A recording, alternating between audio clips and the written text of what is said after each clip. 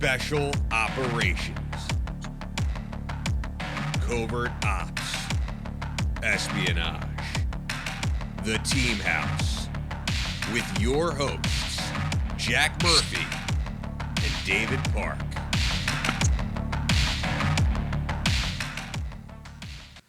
All right, guys, take 3. Episode 189. I'm Jack. Dave's over here. Dee's back there. Ismael Villegas is our guest today. This is going to be a recorded episode because we have some weather coming through New York, and it's killing our internet. So, adapt and overcome. Let's just jump right into it, man. If you could just tell us sort of what was your path into the Air Force? All right. Thank you for having me. It's an honor talking to you guys and being the first combat controller. Thank you for your patience. Oh, dude, no worries. I couldn't get my mic started, so you guys put up with me first. But anyway, yeah, I grew up in Mexico, I was born in Mexico City, and so I spent a lot of time down there. Even after my parents immigrated to the U.S., I was pretty young, but I would spend all my summers down there, and I'd always watch the soldiers come down from the mountains, and they all had guns, and I knew they were conventional army, and my grandfather hosted them all the time. So, I'd hear their stories and whatnot, and who they were hunting. So that kind of started getting me interested in, kind of military service. Not obviously not on the Mexico side, but having come to America, and having lived extremely poor when we were in Mexico, and having the opportunity, it was something that I wanted to do for my country. I wanted to do a service because even growing up poor here in America, you truly don't know how great this country is, unless you've actually lived in a third world country, and I had that experience. I knew what I had, and I knew how blessed I was. So I wanted to give something back, And my entire growing up, my entire childhood, I knew that I wanted to join the military. I wanted to do special ops specifically. I grew up watching, shows like Tour of Duty and, Charlie Sheen's Navy SEALs and all that stuff, just badass movies. And so that's something that always piqued my interest. And so when I first started looking during high school, I kind of started looking at the Navy. I started looking at the Army, and the Marine Corps. Take 3. The Marine Corps. It never really interested me. My buddies kept coming back and said, "Hey, man, you don't want to do it. Just go a different route." And I was like, "All right." So I went and talked to the Navy recruiter, and they weren't taking guys right out of basic training. My thought process was like, I don't want to be on a boat for 2 years. That's all I knew about the Navy. It was a boat, and the Army didn't have the X-ray program at the time. And I was like, man, I don't want to go into the regular Army, and who knows what's going to happen then. So I was pretty bummed out. I was depressed, and I just walked out of his office, and I got greeted by the Air Force recruiter next door down.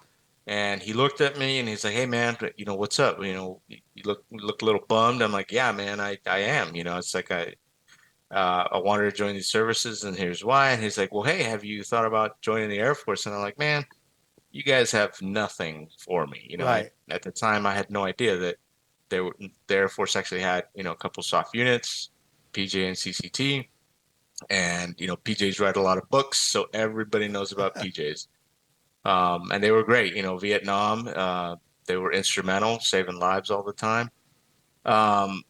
So he brings me in and he's like, "Yeah, man, here's a pamphlet." They didn't know much about the job at the time. And he's like, "Yeah, these guys, they get to work with the SEALs, they get to work with the Green Berets, they get to work with all kinds of soft forces, and, you get all the cool toys that these guys do, and you get, you shoot, move, and communicate." And I'm like, "Awesome." I'm like, my first question was, "Can you join right out of basic training?" And he said, "Yeah, absolutely." So I signed up 6 months prior. I was finishing up summer school, so I graduate on time. and I came in shortly thereafter. I enlisted before, the delayed entry program, and I came into basic training August 6th, 1997, and that was my path into the Air Force. So, what was the pipeline like to become a CCT?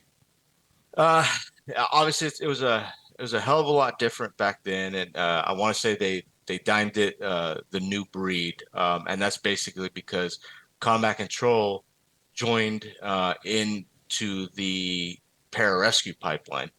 So it was PJs and controllers going through together, and at the time it was kind of sheer luck. I signed a contract for combat control, and they lined us up, and it just so happened that I was chosen as a combat controller. And I don't know how the cadre did it back then, but they're like, "You look like a controller. You're gonna be a controller." I'm like, "All right, sounds good. That's what I wanted anyway." And so very, very different. It was 10 weeks, and it was basically just a kick in the balls from morning to evening. It was You spent your first half of the day pretty much getting your balls kicked in. A lot of push-ups, a lot of pull-ups, a lot of running, and then the other half of your day was spent in the pool. So getting basically to the point of exhaustion every single day, and the pool was always the great equalizer. Um, it didn't matter how strong you were, it didn't matter how fast you were. Once everybody got in that pool, everybody was on the same playing field, and that's the place where grown men cry. So, and ultimately, that's what does guys in is the pool. What was it about the pararescue CCT selection phase? Why did they focus on the pool so much? Because you associate that with SEALs, and then later with like Special Forces pre-scuba and things like that. But why was it so focused on these Air Force assets? I think it's because obviously we are Air Force. So when you think of Air Force, you think of these guys that work behind a desk.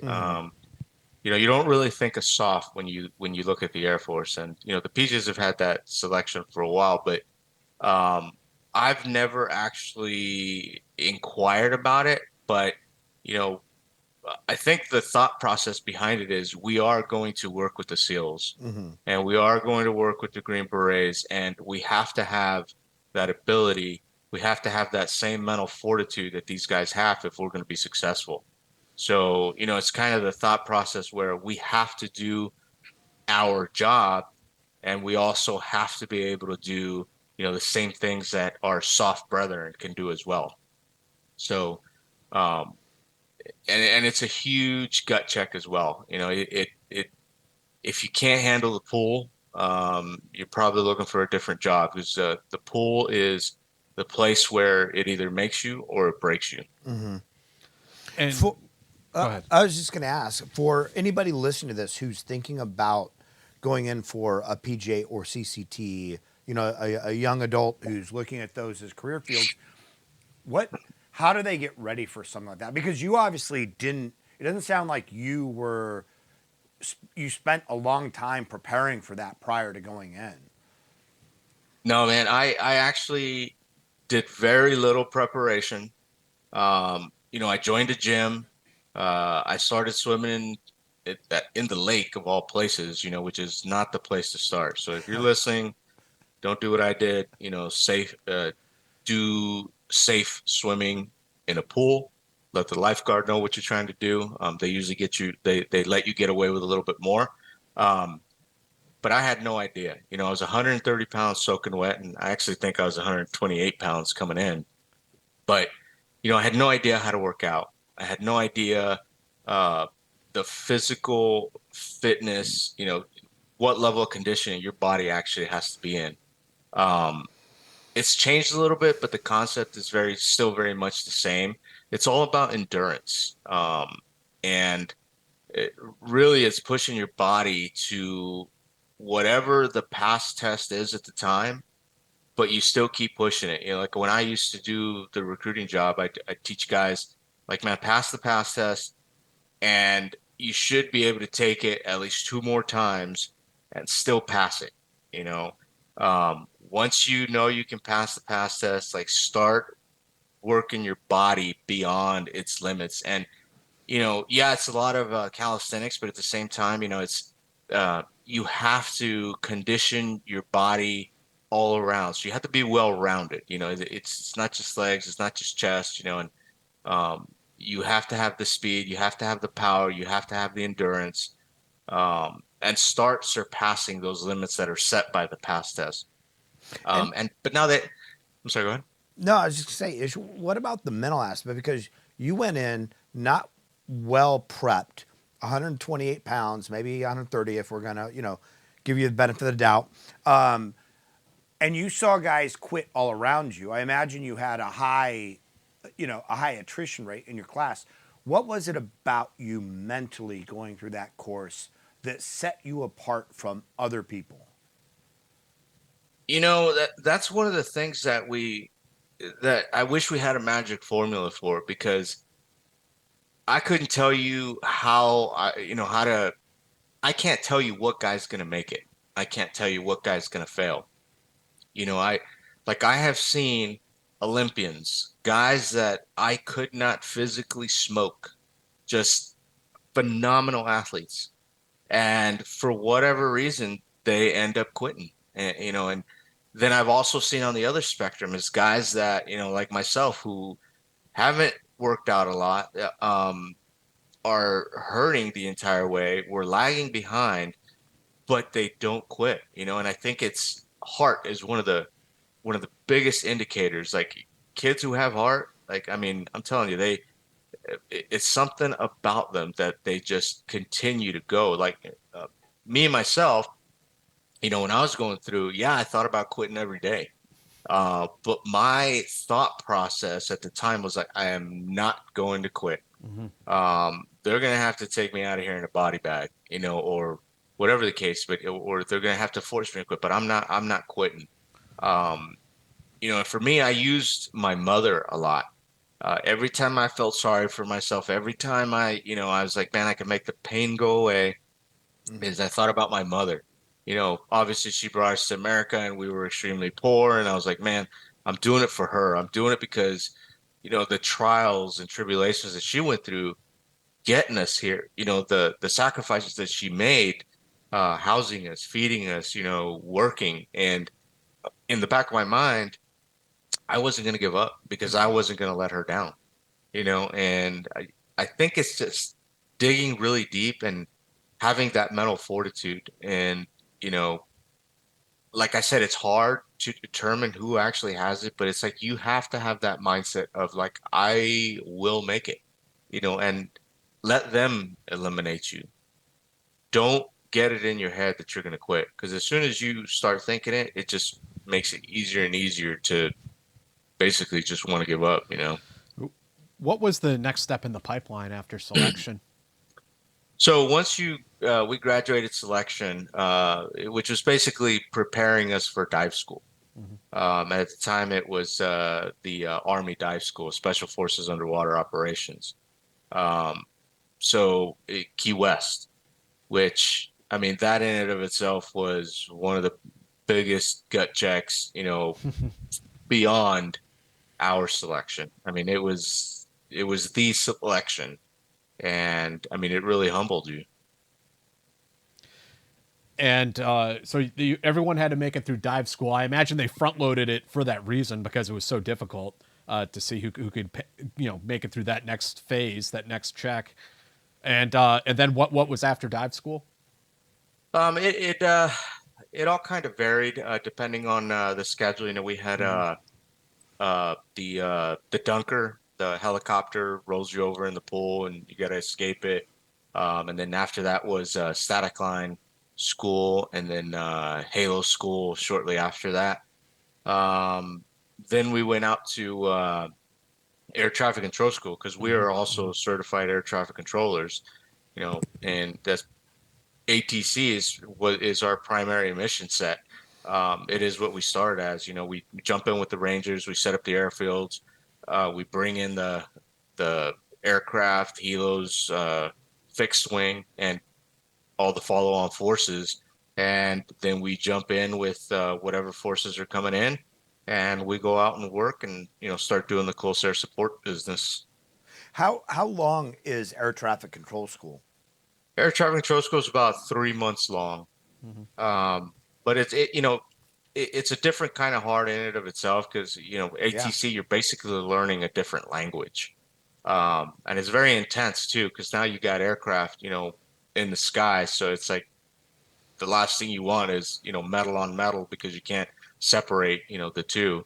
So, I mean, it's a pretty intense, it's mentally intense. It's still physically intense because you're still having to maintain your physical fitness. You're still getting smoked by the instructors. You're still having to do pretty much a lot of the same stuff that you did at the initial INDOC, the selection course.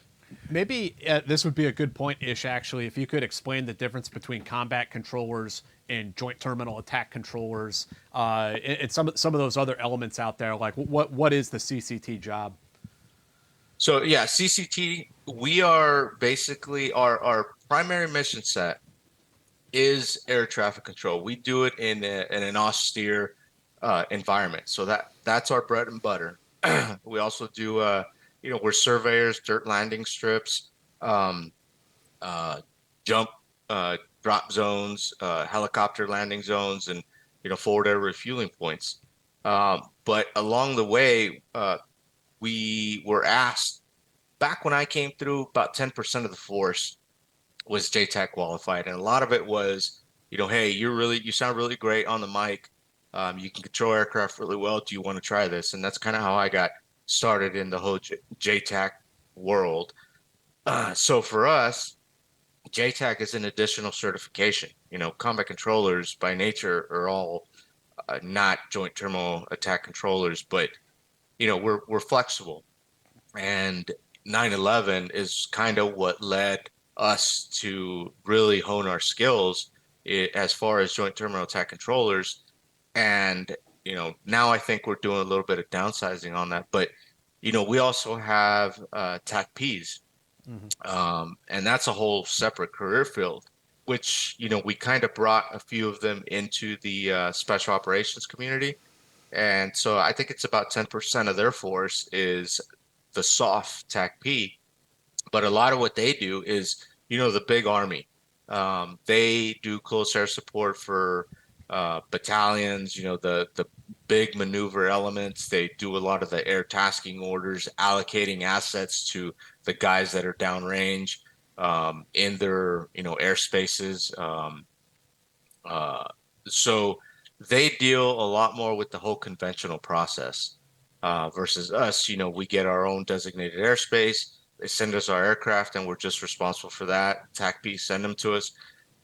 So, those guys go out as well, and they control air traffic, but they are the subject matter experts at the entire JTAC process.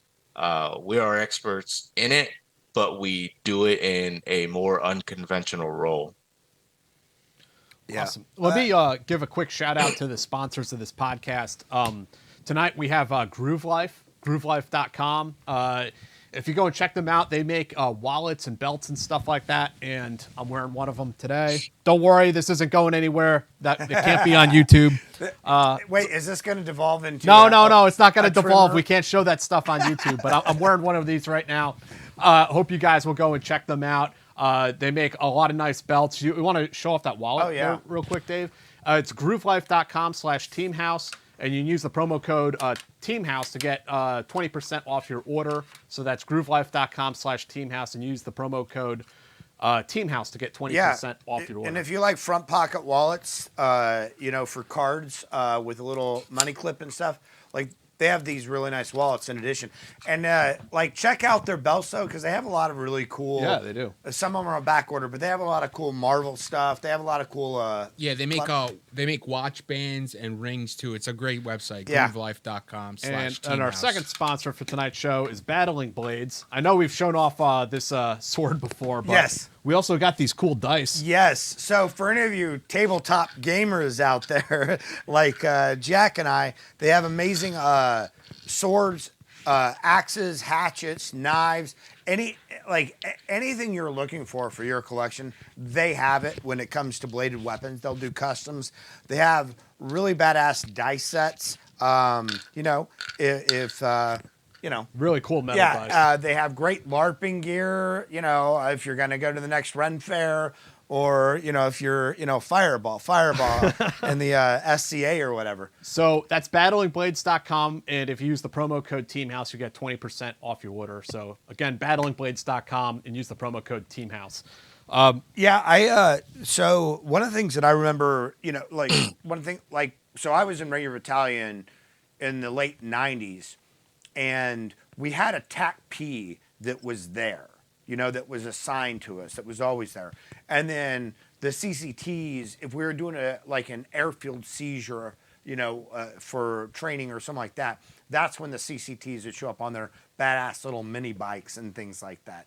And I don't know how it was when you were there, Jack, if the CCTs were more attached to you at that point in time. I remember we had I remember JTACs, I remember TAC Ps, I remember CCTs. I mean, it probably just, everyone was so busy, it probably just depended from deployment to deployment. But the thing that really separates the CCT is that in addition to the close air support, you guys also bring that airhead responsibility where, like you said, surveying an airfield, being an air traffic controller when there's no tower, when there's no radar, right. But you're bringing in ground troops and you're bringing in supplies, just to further paint the picture a little bit, like when Ranger Battalion jumps into some remote airfield somewhere, there's a guy like Ish sitting there with his rucksack with a radio mic in each hand, actually acting as the air traffic control tower for all of these C-17s and C-130s who are coming in to land. I mean, It's amazing. Yeah. Yeah, and I think that's really where we made our money right there, where we kind of established a lot of our credibility is we, the way I describe it to kids is man, we do anything air to ground or ground to air. We have that capability, and then on top of it, we can also shoot. We can hang with you guys because you guys bring a very unique, special skill set to it. And we're very adaptable, and I guess that's the soft community in general. I think that's what makes us pretty special. One of the things I've always been amazed about CCTs, JTACs, TAC Ps is when they're when the fight is really heavy. And it's just the world is coming down on you. And you hear squad leaders and team leaders on the radio contact left, blah, blah, blah. The CCT guys will sit there with three different mics or two different mics and just be calm as, cool as a cucumber. Is that something that, how does it happen? Is that selected for? Do guys who just cannot maintain their sense of being? Is it something you learn? How does that happen? No. So, my entire career, I've kind of had to learn things on the fly. So I was taught a certain way. And back then it was a lot of static OP casts, and then, that's all I knew how to do. And 9/11 kicks off. And so now I'm with the teams and I'm shooting, moving, I'm in a Humvee, I'm walking around, we're in a gunfight, we're no longer static. And I'll tell you what, my first gunfight, I was like a chicken with my head cut off. Man, I was all over the place. And, my team sergeant, he was a third group guy at the time. I mean, he reaches over, grabs my shoulder, he looks me square in the eye, and he was cool, calm, and collected. And he's like, Ish, calm down. In the middle of a gunfight, and I was like, oh shit, okay, yeah, I got it. So I kind of turned everything else off and I started focusing on what I needed to do. And that deployment taught me a lot. And I'm like, man, we have to change the way we train our guys. So when we came back, we started implementing, now I'm kind of getting more as as the seasoned guy. And we started coming back and saying, hey, we need to adjust our entire mindset, our entire way of training. And we really got to set our guys up for success. And I took over the fire shop shortly after in my career, and I started training guys. And I remember, when I first started, it's like we had guys that would just stand up, bullets flying and whatnot. And that's the way we trained. We never were taught to move. So I started taking chunks of rock and I throw it at the guys and, they're like, "Hey, what are you doing?" I'm like, "Hey man, that's a bullet coming at you. You got to take cover." So it's like I started chunking bigger rocks at them if they didn't get it, and they learned pretty quick, and it eventually got to the point where, I would take a guy and this is through, baby step process. Towards the end of it, I'm sitting there yelling in his face. I'm shooting right by his head. I'm asking him questions. I'm trying to throw him off his game, and he's taking cover. Now he's returning fire. He's still talking to the aircraft. He's got multiple radios going on at the same time. And by the time I was done with the guy, he was literally cool, calm, and collected, and it didn't matter what was going on. He did everything the way he was supposed to: direct air, return fire, stay calm, and also return fire, and at the same time able to multitask and control 3 or 4 radios at the same time. So It's I mean, really, if you're one of the people responsible for that, like, it really is incredible, because a firefight, as everybody, anybody who's been in one, is pure chaos to begin with. And for somebody calling in air assets that are moving generally super fast at a specific vector, and to have a general lay of the land, but it's not like you're in a talk. It's not like you're in a fixed position where you can say, you look at a map and go, "Here's the enemy, here are our guys." Like, everything is happening so fast. And I've always been so impressed by those guys that could just keep their cool in those times. And pilots are always like, even if they're not from the South, they talk like they're from the South. Roger, you know what I mean? It's like they always have that languid kind of, they're not excited. Like, they're professionals. They're, keeping control of it. And to have somebody to be able to respond to that when everybody else is yelling and everything is just incredible to me. Yeah. Oh man, I'll tell you something real quick. Like, one of my counterparts is, I won't say his last name, but his name is Brock. So in 03, I relieved him out at, what was it, 03? Anyway, all the timelines kind of blend together, but he was out at Camp Tillman at the time. And we were talking about certain things, and, he came out and he's like, "Man, I was in this gunfight and I was so calm. It's like the guy didn't believe that I was in a gunfight, and so I took a break and I keyed the mic up next to the 50 cal, and, he's like, "Oh, okay, you guys are in a gunfight." It's like, "Yeah, man." So it's like a lot of times these guys are so calm that it's almost hard to believe that they're in a gunfight, Yeah. And it's amazing because, we talk about in combat, target identification, things like that, and reacting responsibly, or, reacting in a responsive fashion in a, nebulous environment. You can kill an innocent, you can kill a civilian, things can happen because you're just like on the go and whatnot, and you're making split second decisions. And for somebody like with the power of a CCT that has way bigger ramifications to not maintain that calm and to just pull that trigger before you know where the target is and identify it, right? Yeah. I mean, battle tracking is huge. Obviously, like I work hand in hand with the captain, the team leader. It's like, if I screw up, he's going to jail. Mm-hmm. And I'm not going to let him go to jail. And none of our guys want that. So, I mean, we're constantly on it, head on a swivel. We know where guys are at all the time.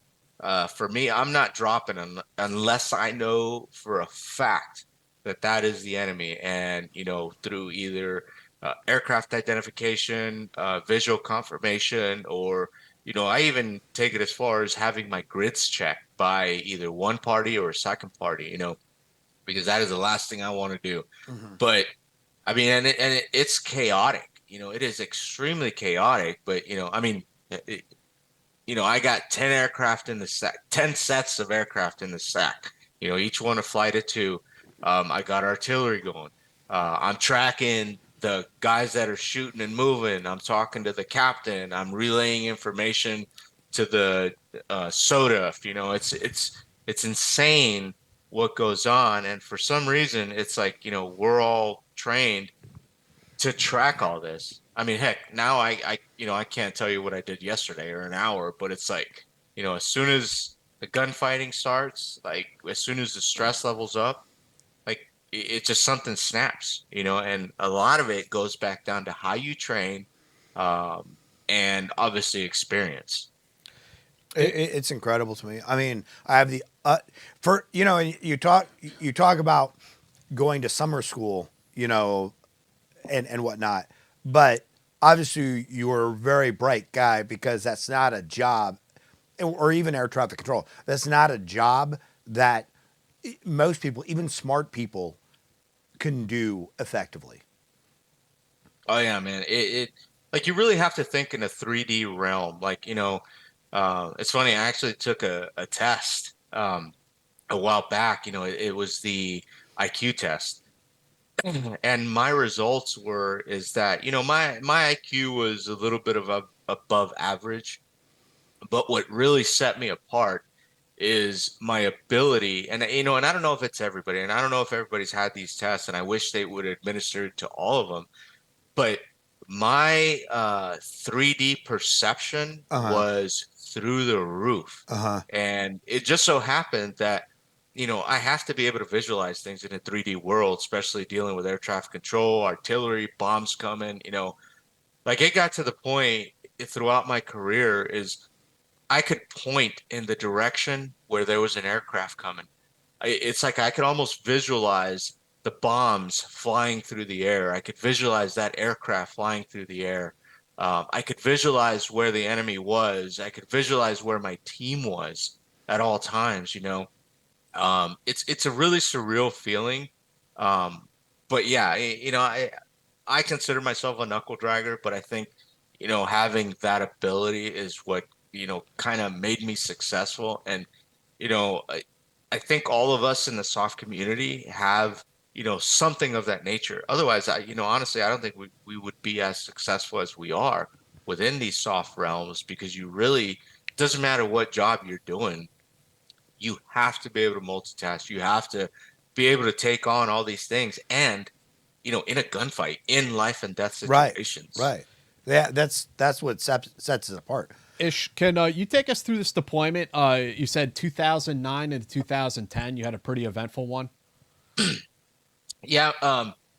2009, I'd taken a little break well, not necessarily a break. It's just, I hadn't deployed for a couple of years. So, uh, in 2009 or prior to 2009, I was like, I better get a good deployment. I want to go to the hottest place. I want to go to, I miss the action. Mhm. So, my, senior enlisted leader, E9, Chief Master Sergeant at the time, he's like, yeah, I'll send you wherever you want to go. And, I was like, all right, I don't care where I go, just send me to the hottest place. And, my buddy had gotten blown up a month before, so I got recalled, say, hey, get ready to go. All my bags were packed. Luckily, he didn't sustain major injuries. He had a nice TBI. Captain John Tinsley was killed, though, on that deployment. They hit an IED. Um, Everybody else was wounded, not severely, but Tinsley unfortunately took the brunt of it. And so I deployed, and I mean, as soon as I got there, I got a month orientation, and it was totally on. I was kind of developing courses of action as to how to get rid of Tinsley's truck, which was still up on the hill. And obviously, the rules of engagement were a hell of a lot different, back then, especially during that time where we moved kind of towards the peacekeeping, you know, type of a mission. So, so we went up there, and our plan was to C4 it and try to get rid of it, because it was kind of a trophy for the Taliban at the time, and so we went up there, and I mean, the locals stopped us. Were like, "Hey, they got this place completely lined with IEDs. Like, you guys shouldn't go up there. And we're like, yeah, okay, we got it. Thank you. We kind of assumed it. We were grateful for the warning.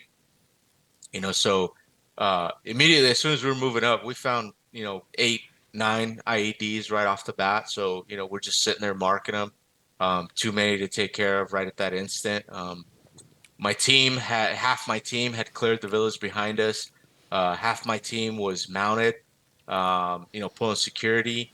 Me, the Bravo, and the Charlie decided to push forward, looking for more IEDs. We're not wasting time. We need to find these, create a path forward to Tinsley's truck. And as we were going along, I mean, we found number 10, we found number 11, we found number 12, we found number 30. I mean, the whole place was a minefield. Mm-hmm. I mean, they knew we were going to come back for that truck eventually. So my captain calls me up and he's like, he's looking for me, and he wants me back where he's at near the village. And I'm like, hey, sir, I got a vantage point of the entire terrain. I can see everything. I can do my job from anywhere, and he's like, all right, cool. And as soon as I turned around, man, this IED just blew up in front of us. And, I thought we were all hit. First thing I thought I was dead. I thought my guys were dead. I mean, it was about 15 to 20 feet in front of us. And I mean, it was just black soot and everything, and really it was kind of time stood still at that moment. And so, after the pucker factor wears off, it's like you start realizing, oh shit, I'm alive. You start checking the junk, start checking everything else, making sure everything is still in place, checking on your buddies. And, I'm, at that point I'm getting lit up, and I'm not, I'm still in shock, but I'm starting to realize, like, oh shit, I'm out in the open. It's only a matter of time before I get hit, so I, diving for cover and calling in artillery and starting to try to get the advantage on them. They had us dead to rights from that hill, but thank God that they always shoot from the hip. That is the only thing that saved our lives. I mean, had they actually taken the time to aim, I mean, we'd have been gone. I wouldn't be here today. Neither would they. But yeah, I mean, obviously we got the advantage. I started dropping artillery. We ended up getting 64, started schwacking dudes. A-10s came along. They ended up taking cover. They took cover in a cave, and the Apaches, which were what were they? Not Danish. Anyway, one of those countries. Probably the Dutch. The Dutch started calling it in, helping me identify it. They started marking for the A-10s, and man, the A-10s started dropping bombs on it. They collapsed the entire cave complex. There was about 32 guys in there. We started mowing down all the little drainage canals that they used for cover, and I mean, it was just game on. The rest of the crew started coming up next to us. Clearing clearing up to our position. We're completely out of ammo, but we got the advantage, and we continue to press forward past the edge of our white space, so to speak. So, we kind of gained ground on that mission. And I mean, it was just one thing after the other. And I mean, it happened so slowly, but at the same time, it was like an eternity. I'm sure you guys can attest to that. It's crazy how fast it happens, but it's also crazy how slow it feels, and 18 hours later or 16 hours later, we're done with the gunfight, heading back home. And I mean, that's how my deployment to Firebase Cobra started, and I mean, after that, it was just gunfight after gunfight. We got in at least one good gunfight a week. I think it was like 16 major gunfights. And I can't remember how many total, but it was the hottest place on the planet at the time. We lost one guy a week, if not two, on certain, weeks. And, I'm talking about KIA. We're not talking about just wounded, Wounded, I couldn't even tell you how many we actually took. But so I did 9 months at that location. And, Wow. and on top of it, I broke both my arms and my wrist on that initial contact. It was when I was getting shot at, I took a dive and I ended up blocking my fall. Like I'm literally flying Hollywood style through the air, and I blocked my fall with my hands. And so I ended up with 2 broken arms. And then later on the next year, I ended up with a broken ankle. And I have, I still have no idea how the heck I managed it. So I just want to slow down for a second. You're saying that in the initial salvo or during that, you broke your arms, and then did you continue to operate radios and call in air support with 2 broken arms? Oh man, yeah. I mean, the adrenaline is kicking. And I remember as soon as I hit the ground, I was like, man, I hit pretty hard, and you're not really thinking about it, but I felt that burn. I mean, it was just an intense burn in my right elbow. What happened was, the ulna and the radial bones ended up crushing into the the humerus or whatever the humerus. Yeah. So it crushed them together, and so I felt the burn immediately. And I remember it hurting picking up my gun when I got into position. I started returning fire. My left hand hurt, but not quite as much as the right.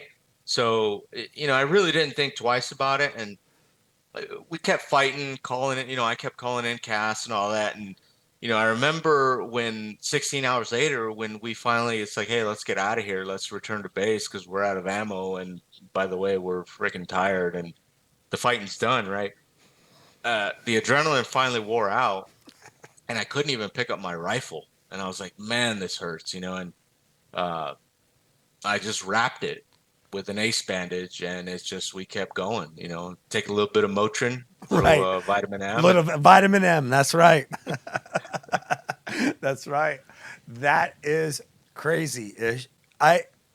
It just is baffling to the imagination that you had 2 broken arms and a broken wrist, and you're raising these mic. You're calling in air. You're fighting. You're operating your rifle. It's just so bizarre and amazing. And I know that you're like, oh, I don't know. I don't think much about my awards, but when I hear other people's awards, is sort of, I always think back to that Groucho Marx comment that I would never be a member of a club that would have me as a member, that you never think of yourself as the guy. Was this the action that you were awarded a Silver Star for? Yeah, it was it was that gunfight in particular. Yeah, I wonder why. I can't imagine. I mean, dude, honestly, to me, I look at these things and it's like, man, it was, another day. It's, what we train for. It's, it doesn't feel as significant at the as time. Yeah. Right. I mean, even now I look at it and it's like, man, I was doing my job. But, I look at some of the guys that I've trained, I look at my buddies that I know, and it's like, Air Force Cross recipients, and I'm like, man, that is, wow. I'm like at awe. I'm like, God, I wish I would have had a mission like that, and then I look at other Silver Star recipients and I'm like, dude, his shit is way better than mine. I'm like, wow, and it to me, it's business as usual. It's like, so I did this. So, I got in a gunfight. Yeah, they shot at us. We shot back. We won. I'm like, I broke both my arms and continued to operate for 16 hours. That it was just the job, Yeah. I'm like a teacher. I'm a hero, just like teachers. And so that it sounds like that deployment was pretty intense. I mean, how did things go on as you kind of got deeper into that? What did you say it was 9 months that you were over there? Oh man, it was one thing after the other, and we kept on continuing our fights, continuing to push on. There was a few other incidents that occurred. As they do. You may have heard about the minibus incident where McChrystal apologized, and well, who was it? Who was the president at the time? Obama, I think. Everybody came out and apologized, and it's like, no, they were bad guys. We killed bad guys, but because the third vehicle was carrying not bad guys, let's just put it that way. They kind of started, uh, putting the kibosh on us. They kind of started restricting the amount of ordnance that we could drop. Basically our freedom of movement. Yeah. I mean, but we gotten a lot of gunfights. And halfway through it, my team was replaced by a first group team. And don't get me wrong, that seventh group team was amazing. I mean, all these guys are professionals. They were awesome. The entire however many gunfights we were in. No, I had that First group down. came in, and it started up again. I mean, we were those guys having no experience were quick to learn. A lot of firefights involving, we're chasing after them, they're coming after us. It's like we're flanking them, they're trying to flank us. And I mean, the whole deployment, it was, just intermittent gun battles every single, couple of days, at a minimum once a week for the entire 9 months. I mean, it's just, it was like the wild, wild west. Yeah. And the Taliban, you talk about the minibus thing, and I don't remember that, but one thing that I do know is the Taliban was great at PR, and they understood how our government would respond anytime they waged a PR campaign and said that, innocents were killed. And unfortunately, sometimes innocents were killed, but a lot of times it was just a Taliban-led effort where they could say American forces just came in and did this thing, and then whomever was the president or whatever would stop. They would just stop dead, the action is on, and then it would inhibit everybody's ability to fight. Oh yeah. I mean, they know, Right. and even when they're moving, they'll position women, they'll position kids, they'll ride with women and kids, and so if something does happen, if they do get hit, it's like, Right. it's a political campaign that they run, Right. and they know it's going to make headlines, and the American population is oblivious to it. They have no concept of what's going on, and they buy into it all the time. Our politicians don't have the nutsack, for lack of a better word, Yeah. to kind of come out and say, hey, this is how they roll. These are their tactics, Right. techniques, and procedures. And So, a lot of times it seemed as though our media would uncritically just accept their claims and report it as Oh, yeah. fact, right? That there was no actual investigation into it. It was the same thing that we talked about with the Marine Raiders, right? Or the MARSOC, and that almost got them disbanded. But in that case, it was the military itself that was Right. So, you going back to the first firefight, did you guys have air on station at the time, or did you have to wait for it? No, I try to coordinate rotary wing beforehand. I always do. I always have them come in about a couple of hours after we've departed to kind of keep that element of surprise. But we had none at the time. We went in there totally not expecting a gunfight. Expecting IEDs, yeah, but we did not expect a gunfight. But man, there was CAS flying overhead, just different regions. But the Helos were the first to respond. We had organic artillery at our fire base, and that was kind of at their limit. Yeah. Anything outside of that would have required a wraparound or something. But no, the Dutch responded immediately, and then again, I don't at the time I don't know, I don't have a sense of time, but the A-10 showed up. And then it was just rocking and rolling from there. So this is something I don't think we've ever talked about on our show. Can you tell people sort of the difference between like what fixed wing is, what rotary wing is, and then what dedicated assets are versus like being out there and having and waiting on assets? Yeah. So fixed wing is, any kind of close air support platform that, like an airplane type, like fixed wing is just, bombers, A-10s, gunships, fighter jets, and then the rotary wing is anything helicopter, anything with rotors. Then you have CAS, you have on-call CAS, which basically if you get in a predicament, if you, make contact, either you can prepare and have them ready to send you something or start looking for any kind of air assets, any close air support assets that are within your area that can make it to you. And then that's all on call. So basically you have to get in that situation and then you declare troops in contact and they'll send you those air assets wherever they can pull them from.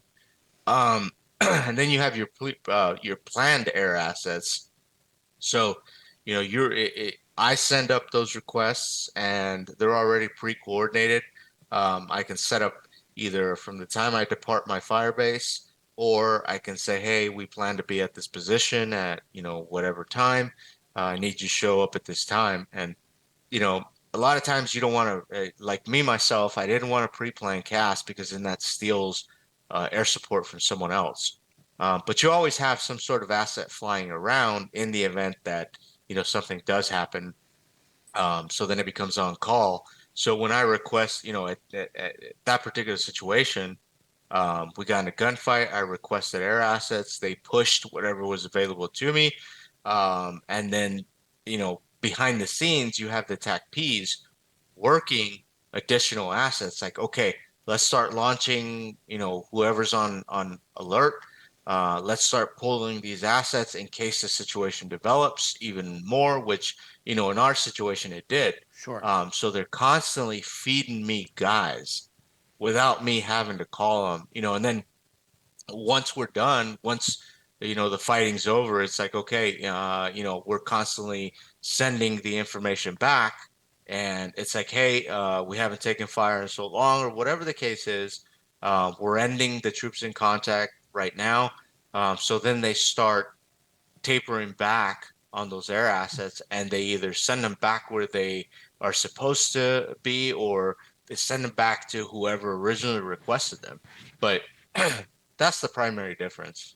And were you ever, because I think one of the challenges that people understand sometimes is that, when you're talking about like tier one assets, that and they have this dedicated air, when you're out there and you don't have like dedicated, have you ever been in situations where because you had multiple troops in contact or the area of operations was very hot that it was challenging to get air?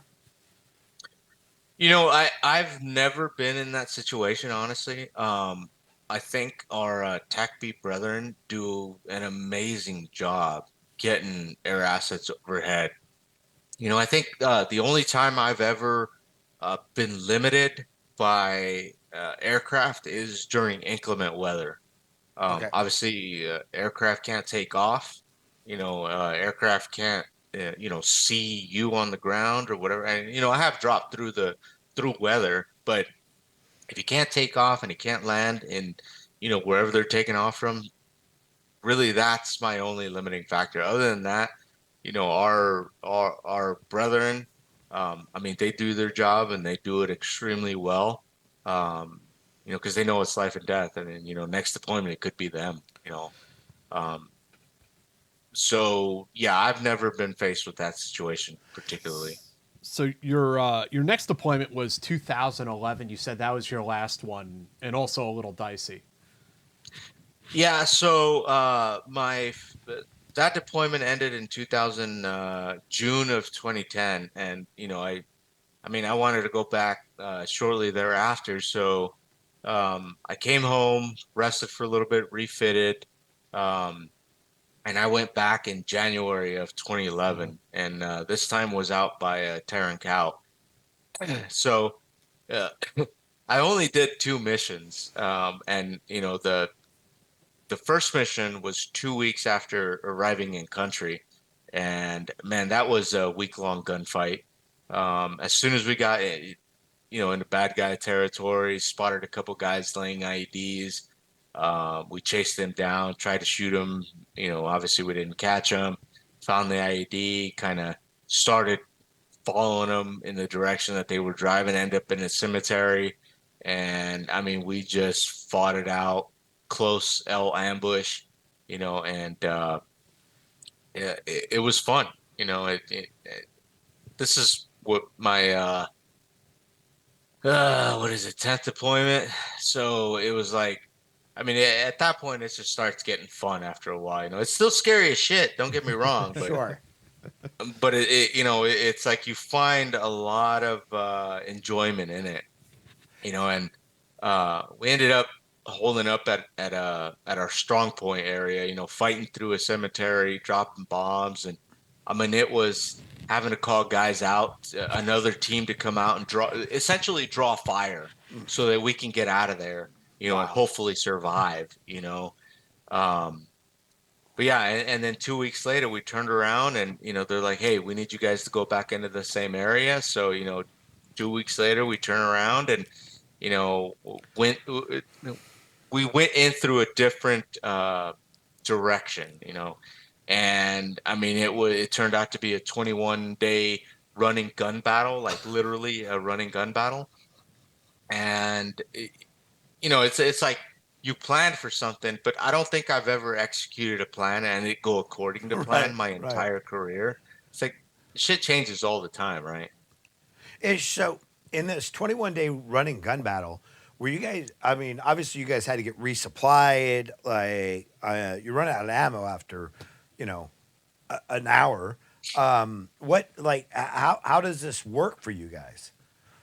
Oh, so man, we were resupplied 3 different times in those 21 days. So obviously our plan went to crap. So we were supposed to have 2 elements, one on the east side, one on the west side. We were supposed to, move together and push all the forces out, south. And I mean, we started getting blown up. We started taking fire. Like, we never really got to even begin to execute the plan as we were planning it. So we decided to strong point a building. And I mean, what was it? 3 days into it, we ran out of grenades. We were in a grenade war, like a trench war. Yeah. It was raining, it was freezing, it was sleeting. We're fighting in the mud, we're fighting in trenches, we're dropping bombs through the weather. And I mean, if for people who don't know what dropping bombs through the weather is, the aircraft can't see you on the ground. They can't see the target. They can't see where you're at. They're basically dropping on the grid coordinates and trusting you, and I'm trusting them at the same time. So we're literally fighting and seeing the whites of their eyes. And we run out of ammo. As soon as it clears up, we get a couple of C-130s. They're flying low to the earth, and they're literally, as soon as they get over where I want them to drop, they beeline it up, and everything just comes down in 4 parachutes, 4 different pallets. If you don't know what the size of a pallet is, it's, I mean, what is it, roughly a 5x5, cubed, and it's all full of ammunition. Yeah. So 4 different pallets, 3 different resupplies. That's a whole lot of ammo throughout the whole process. So I mean, it was. So for people, just to give people an image. So these C-130s, which are propeller airplanes, are flying very close to the ground. And then when they get ready to drop their air bundle, they basically go as straight up as they can so that those bundles essentially drop straight down because they can't control them once they leave the aircraft. Those chutes can get caught by the wind, like they can go anywhere. But they're trying to set them straight down to you guys so you don't have to like fight your way to your ammunition. Absolutely. Typically, we drop them at about 500 to 600 feet above ground level.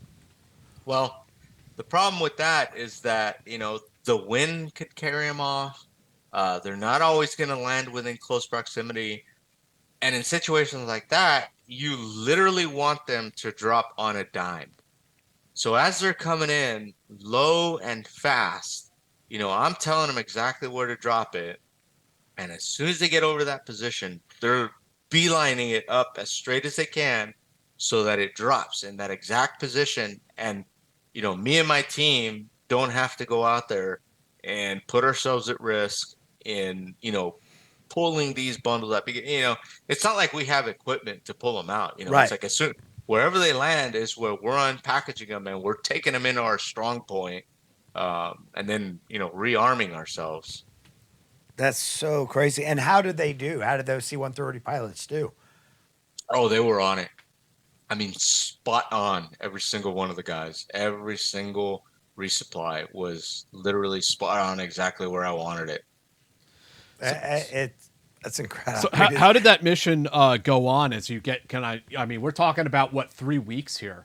Yeah. What was that like? I mean, as it drags on longer and longer, I imagine the guys aren't sleeping very well. Everyone's strung out, as time goes on. Well,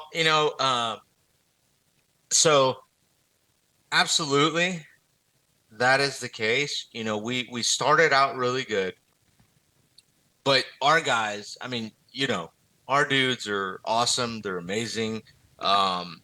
We have a tendency to fight a hell of a lot longer, but our partner force, however, a lot of times they can't handle the duration. Mm-hmm. So as we're fighting, we took a lot of casualties right off the get-go. We took casualties not even having made it to our objective. And so, I can't give you an accurate count of how many of our partner force we lost. We went in with about 90 guys. I say all in all, KIA and wounded, we lost about 30 in the first week. Possibly second week. My numbers are a little bit, my memory's a little bit sketch when it comes to all those numbers. But we hit IEDs along the way, and we would always go and tend to the wounded. We would always drag the wounded out. So as we're going through, our guys obviously we're tired, but we're holding it together. But as we go along, our partner force isn't really handling it quite as well. So their will to fight is kind of diminishing. There's a few of them that continue to fight, but the vast majority do not. A lot of them are scared because they've lost a lot of their counterparts. Hell, about halfway through it, we even had our guys try to shoot. It was myself, the second JTAC, and our two medics. We were exfilling one of our medics because he was actually pretty close to one of the IEDs and he got a pretty bad concussion. So it was kind of a green on blue. In hindsight, I think they were trying to get rid of us so that they could go home, and this is all completely after the fact. And it's like, man, that was kind of odd because I kind of alerted everybody. It's like, hey, there's a helicopter coming. We need to get this guy out. It will be, and we were all there. I'm like, we're all going to go outside our strong point, but it still happened, and then fast forward as the days go by. It got to the point where we were in a Mexican standoff. It was them pointing guns at us and our guys were pretty calm. There was no guns pointed at us from our end. There was no guns pointing at our partner force, but me and the team sergeant were up on the hill pulling Overwatch, And I looked over and I saw our counterparts commander pointing an AK at my commander, my alpha, our team captain.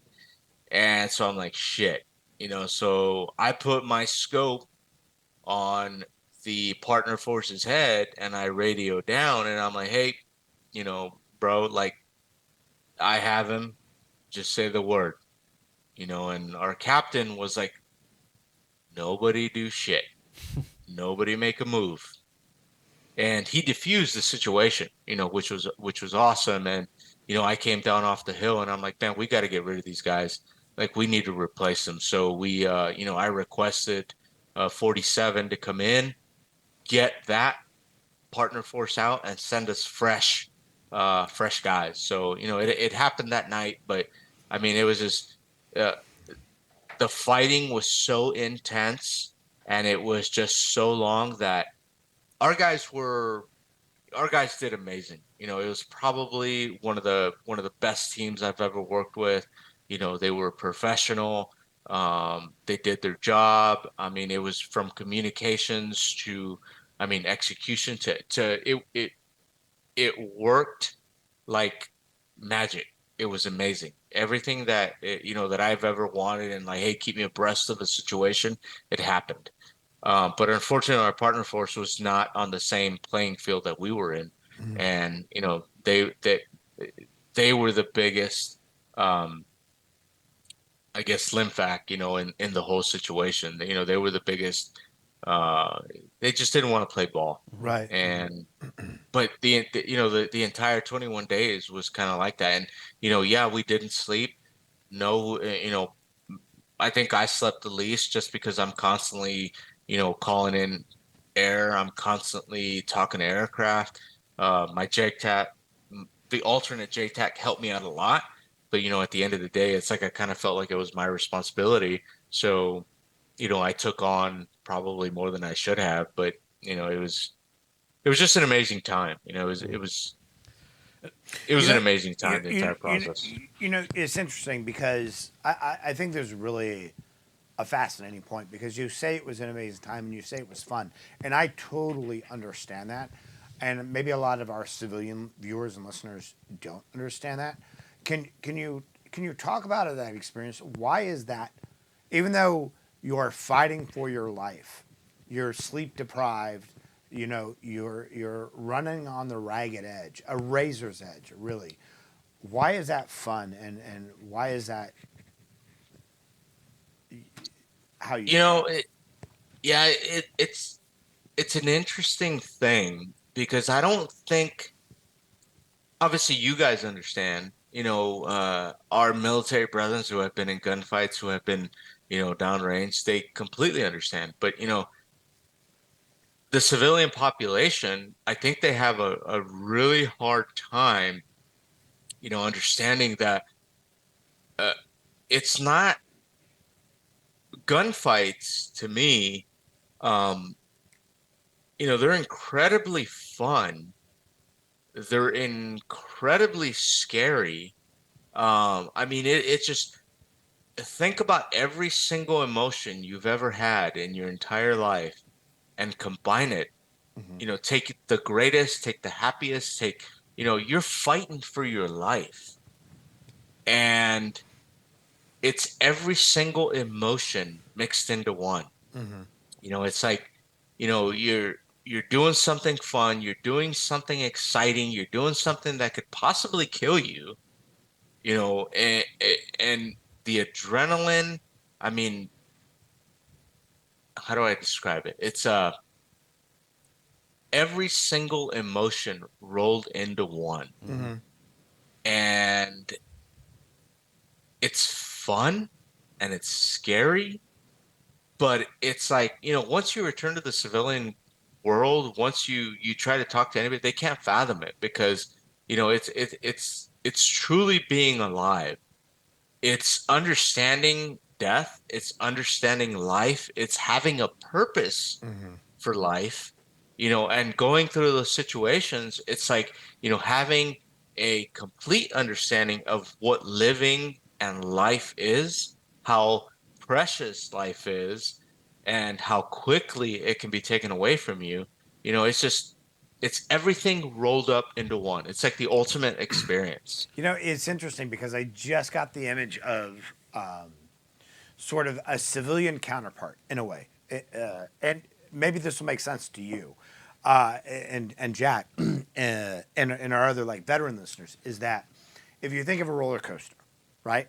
There are people that get forced to go onto a roller coaster by people who are like, "Let's go," and they don't want it, and those. And right, and then there are people who go on roller coasters and enjoy them, but are like, okay, that was really scary. I don't think I'm going to go again, or I'll go again, but I'm really scared. And then there are people that at the very top will raise their hands, right, and then go down. It's like, fuck yeah, like yeah, I'm terrified, but like this is it, and Yeah. and that's sort of the people who raise their hands and keep on doing it again are it. That's the civilian equivalent in a way to the people in. Not just soft, but even the conventional People side who go back over that and are over like, again. I'm gonna go back. I'm gonna go back. Right? It's Yeah. like this is what it is. This is what Yep. life is about. It's like pushing that edge and feeling that fear and coming through the other side. Yep.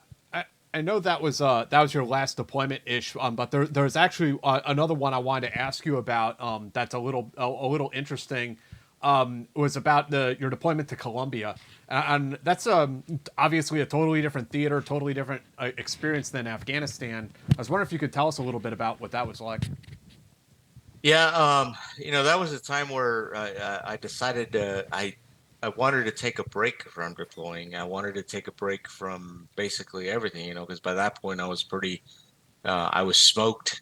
I'd broken my back. You know, my marriage was on the rocks. It's like I just wanted a break, but it just never happened, you know. And um, this opportunity came down. Well, wasn't really much of an opportunity, but I was chosen because of my Spanish abilities. And so I was sent down to South America, and you know, obviously the details of the job I really can't go into specifics, but you know, going down to South America, obviously coming from nothing but desert deployments, was a completely different world, and uh, I didn't get to see the fun parts of Colombia. You know, I always hear people talking about Colombia, and it's like, yeah, it was a blast, right? And when they talk to me, like, oh my God, that's so awesome. I'm like, no, dude. I'm like, my experience. You're like, I wasn't Secret Service. Yeah, we can. Didn't get invited to those parties. Yeah. I didn't go to those parties. You Yeah. know, I spent my entire month in the jungle, and I ended up losing 25 pounds, and I was literally wet. I'm talking shower, just got out of the shower type wet, right? But I was also literally in the middle of a triple canopy jungle, and we were looking for bad guys, and there was a possibility of a gunfight. And obviously, you know, I can tell you that I never got into a gunfight in the jungle, but just having had to live there, I mean, you know, I started, and let me preface it with it, that environment was probably one of the greatest experiences of my life, simply because, you know, you can imagine a jungle, but I'm talking this is triple canopy. I'm talking as soon as it starts getting dark, you're stopping, because as soon as it's dark, you're screwed. You Yeah. can't see like anything in front of your face. Even with NVGs, Right. you're not seeing anything. Yeah. Because there's no ambient light coming down. No ambient light. Yeah. It is just pitch black. Yeah. You know, and uh, like you can't fathom this. You can't even imagine this unless you've actually been there. And you know, it is so freaking loud. It is. I mean, it is loud at night. It is loud during the day. It is deafening how loud it is. And you know, to me, I feel like, you know, most people we'll never get to see this part of the jungle. We'll never get to experience this part, you know. But for me, having lived there for a month, it's like, wow, it is an amazing experience. Having, you know, had to learn how to survive, having learned that, you know, you have to drink at every, especially not being acclimated, you got to drink as much as you can. You got to stay hydrated. You know, my partner force that we were with, they're like, hey, you have to stop drinking. And I'm like, bro, you know, and in Spanish, I'm like, bro, you don't understand. If I stop drinking, I'm dead.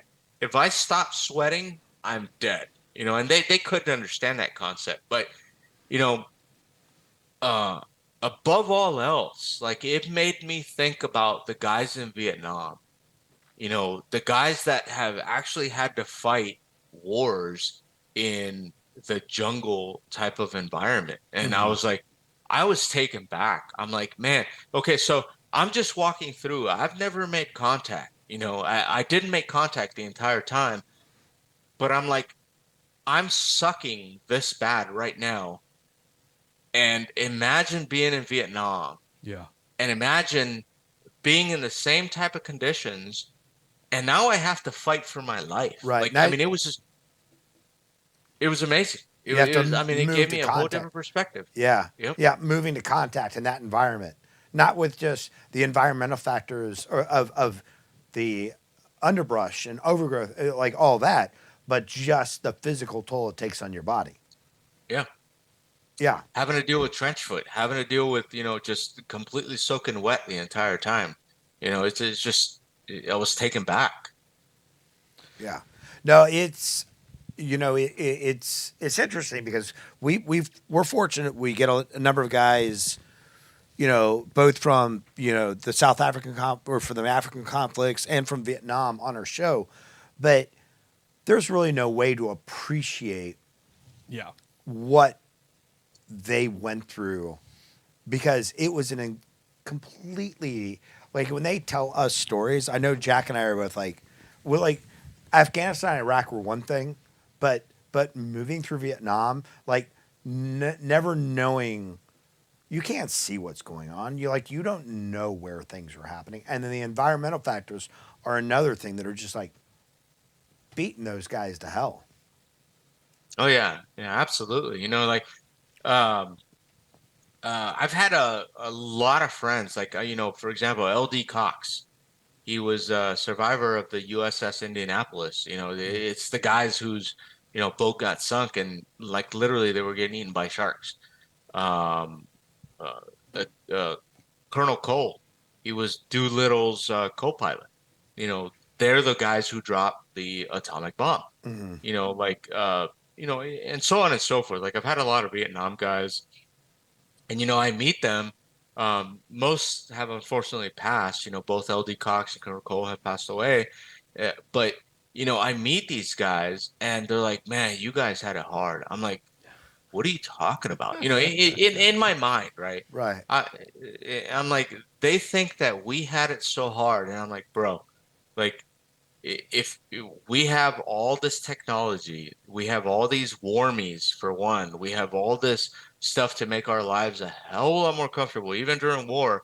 I'm like, you guys, like, just sucked it up. Yeah. Like, you know, you guys were the greatest generation. You guys fought in Vietnam. You guys fought in the Korean War. You know, but they think that we had it hard. Right. I'm like, you know, I'm like, no, like you dudes had it hard. Right.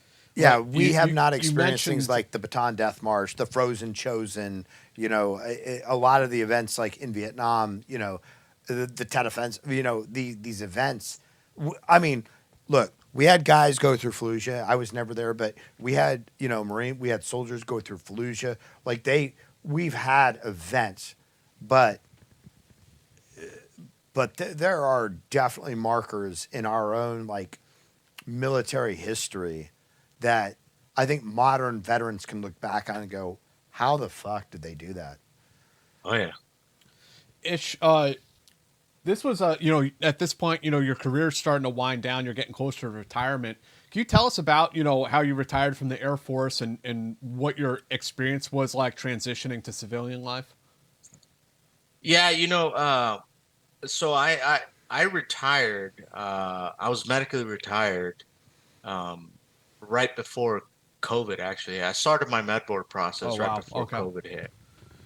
So and at the same time, I'd had a valley fever, so my lungs were pretty messed up, and I spent 3 months on bed rest, and then I started recovering from that, and then uh, we had a baby, so I took some paternal leave, and then immediately after that, after I went to work, COVID hit. So then shortly after that, they're like, "Hey, stay home." Um, my med board process at the time, it was like, okay, you're getting medically retired. So I didn't work for about the first 6 months, or the last 6 months of my career. But I mean, it was hard. It's like going 100 miles an hour, and then now all of a sudden you're not doing anything. Now it's your career is ending. Um, I kind of had the benefit of slowing down a little bit prior to me retiring. It's actually been a few years, and I got hurt pretty good in 2010, 2011, got hurt a little bit more, and then I started my surgeries in 2012. So I kind of had a little bit of time to get adjusted to it. But you know, I don't think anything actually prepares you for uh, that final day. Although, it felt like freedom. You know, uh, I retired as an E8. E6, E7s. Anybody in the military, your entire career. For one, you can't get fired. And if you do, you're just probably shipped off to somewhere else. But it's like you carry a lot of weight behind your rank, regardless of where you're at. And what I found it what I found interesting was when I finally retired, and becoming a civilian, it's like it doesn't matter who you are, who you were, Mm-hmm. what rank you held, what position you held, you're done. Yeah. It's all gone. Like all your friends, uh, the influence you had, it does none of that matters. Hmm. And I think that's one of the things that I had one of the hardest times with, and um, it's like, okay, I went from someone who had the ability to speak their mind, and I had a little bit of an audience, and I could actually influence some sort of change for the better, to now you're like, oh, you're a civilian. Um, doesn't matter what you say, what you think, what you're trying to change. Hmm. You're a civilian. You're out Hmm. now. And to me, that was the biggest shock. Um, it's like you completely lose whatever status you had in the military, Yeah. active duty, overnight. Yeah. And at the same time, civilians don't care. Like they don't care. I mean, look, I don't know how many people have won 2 silver stars, but I can assure you that it's not a lot, and that's not going to get you a job anywhere. Like Nope. civilians don't care about what you did in the military unless the qualifications meet the job they're trying to hire. But everything that you did, it doesn't matter that you were in a 21-day running gun battle with free combat air, resupplies. They don't care. Yeah, absolutely. So you're in this like nebulous world, right? Hmm. So how do you transition or make a new life for yourself? Uh, you know, honestly, like, I contemplated going into the corporate world. I contemplated getting, a desk job. Um, but it's kind of hard because, my entire career has never actually felt like a job. Mm-hmm. It's never felt like work. Like, honestly, I have a hard time quantifying what work really is, Mm-hmm. Um, but now even my better half was like, you're not going to survive a desk job. So he's like, you actually have to talk to people. You have to cater to people. You have to bend over backwards for their feelings. You can't boss people around anymore. You can't set realistic goals and hold them accountable. I'm like, what? You know,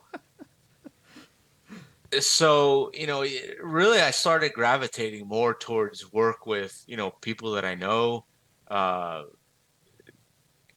same people with the same background. Um, for me, it's just hard to adapt to the regular world. It's kind of like opening up Pandora's box. Like you can't close it anymore. Civilians are on a completely different level if they've never been through or have experienced or have an open mind to it or anything like that. It's just it's extremely hard. So what have you been doing since retirement? I went to work for our schoolhouse as Cool. for a little bit and started training and mentoring guys for a little bit.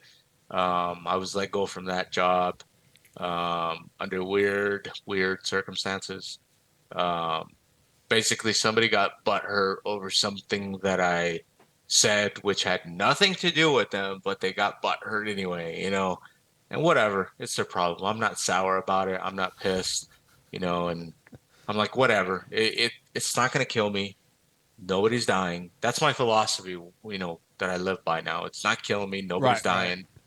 It's not that bad, um, which I have them to thank for because now, I'm doing a security gig, which the customer wants to remain kind of a little bit anonymous. Sure. And I'm making twice what the hell the other company was paying me. So I'm like, thank you. Yeah. I was getting ready to take leave without pay anyway, so it doesn't really matter to me. But it's just society is becoming so sensitive that it's like, even these big badass operators are getting butt hurt over the most trivial things, Yeah, but you can't say something's fucked up when it's fucked up. Like you ought to be you ought to be able to point to it and say, yeah, that's messed up. Exactly. We grew up in the days where, my commander had an open policy. He's like, hey, you can come in here and tell me I'm fucked up. But if you're going to come in here and tell me how I'm fucked up, it's like, you better have a possible solution. Like, don't just come in here and whine. Tell me how to fix it, And now nobody wants to hear that anymore. But yeah, my new company is amazing. They're all about respect. They're all about treating everybody mutually, with the same respect and talking about it. They have open door policies. It's amazing. It's an amazing company. But yeah, it's basically the security business, and I'm loving it. Plus, they give me a lot of days off, and the pay is amazing. And when I'm not working, I'm a full-time dad to 3 little guys, and they consume my time. Yeah. Which I love. Yeah. That's awesome. That's great. Where can people find you, Ish, if they're looking for you? If they want to maybe hire you for a security gig or whatever else you're offering at the time. I'm on LinkedIn. Mm-hmm. And I can't even remember my handle, but I'm also on Instagram at ish_VS_CCT. And I'm on Facebook under Ish Villegas. I don't do Twitter. I don't do any other social media or whatnot. I'm not as active as I used to be. Yeah, good. I don't do social media either. Like I'm horrible at it. It's just I don't know. Ish, you're an amazing fucking dude. You're an amazing human being. We deeply appreciate you. Your company, whoever they are, need to pay you twice as much as they're paying you now, even if it's good pay. I wish. I know, right? You're such a testament, honestly, to like the human spirit and I look for anybody who is running a big ass company out there. A man who's going to break both of his arms and continue driving on with the mission for 18 hours is a person that you want to work with. So fucking bring Ish on board. Like, I'm just so impressed by you as a human being, as an operator, an airman, an American. Thanks, brother. I appreciate it, man. And I got great respect for all our boys, all our, men and women, all our soft brethren. Like, you sign on that dotted line and, you're writing a blank check and you're saying you're willing to give everything up, and some of us do. Some of us have given it all up, for this country. I mean, it's just an honor to have served. It's an honor to have served with so many heroes. My heroes are not these football players. They're not these movie stars. They're not these singers. They're these guys with two silver. They're these guys with 2 silver stars who drive on through the objective. Ish. That's who our heroes are. Thanks, man. But yeah, man. Yeah, thank you so much for joining us on a Friday evening ish, and your patience with some of our technical problems this evening, which are a little unusual. We will be back on Monday. Yeah, Monday we'll be back. We're gonna have a retired JSOC operator on the show. Looking forward to speaking to him. Ish, again, thank you so much, man, and please stay in touch. Yeah, thank you guys for having me, man. It's been a blast. Absolutely. Ish, hold on 1 second after we break.